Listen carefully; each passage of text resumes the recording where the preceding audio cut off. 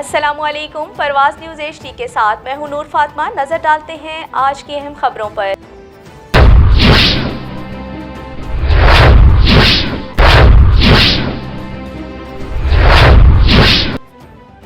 حکومت پنجاب سرکاری اسکولوں میں نصابی سرگرمیوں کے ساتھ ساتھ ہم نصابی سرگرمیوں کے فروغ کے لیے بھرپور اقدامات کر رہی ہے۔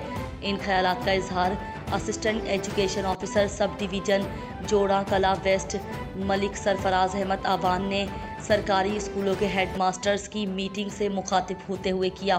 اس حوالے سے ہمارے ڈویژنل بیورو چیف راجہ نور الہی عاطف کی رپورٹ۔ اسسٹنٹ ایجوکیشن آفیسر سب ڈویژن جوڑا کلا ویسٹ ملک سرفراز احمد آوان نے کہا ہے کہ حکومت پنجاب سرکاری اسکولوں میں نصابی سرگرمیوں کے ساتھ ساتھ ہم نصابی سرگرمیوں کے فروغ کے لیے بھی بھرپور اقدامات کر رہی ہے۔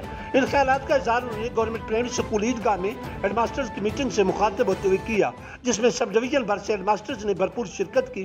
اسسٹنٹ ایجوکیشن آفیسر نے کہا کہ chief executive officer education district Khushab Malik Ehsan Ahmed Awan کی ہدایت پر ضلع بھر کے سرکاری اسکولوں میں سالانہ کھیلوں کے مقابلوں کا انعقاد کیا جا رہا ہے، لہذا تمام اسکول اس میں بھرپور حصہ لیں۔